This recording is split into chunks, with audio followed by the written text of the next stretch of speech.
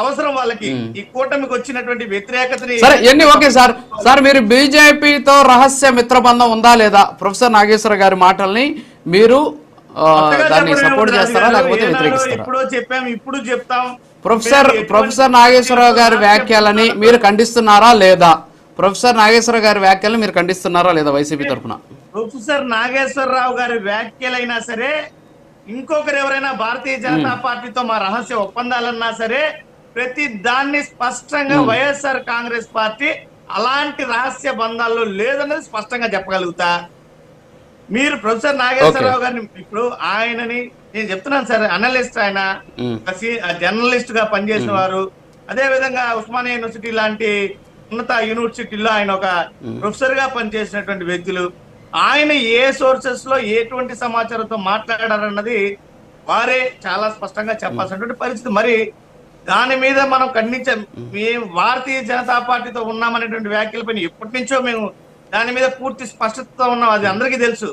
అయితే ఇక్కడ నేను ముందుగా స్పష్టంగా చెప్తున్నా, కేవలం ఈ రోజు కూటమి ప్రభుత్వ వైఫల్యాల్ని కప్పిపుచ్చుకోవడానికి మాత్రమే ప్రతిదాన్ని కూడా వైఎస్ఆర్ కాంగ్రెస్ పార్టీ మీద తిప్పి కొడుతున్నారే కానీ దాంట్లో ఏ రోజు కూడా అసలు కూటమి ప్రభుత్వంలో ఉన్న పార్టీలు 3 పార్టీలు ఈ 2 ఏళ్ల కాలంలో చెప్పుకోదగినటువంటి అంశాలు ఏమైనా చేయగలిగినట్టు ఉన్నాయా? ఏమన్నా మాట్లాడుతున్నారా?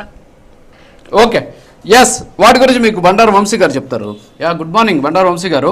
ఏంటి అసలు మీరు ఏమీ చేయట్లేదంట, పవన్ కళ్యాణ్ గారి క్రెడిబిలిటీ తగ్గిపోయింది, పథకాలు అమలు జరగడం లేదు, చంద్రబాబు నాయుడు గారు ఇచ్చినటువంటి హామీలకి నేను పూచికత్తు అని చెప్పేసి పవన్ కళ్యాణ్ గారు చెప్పారు.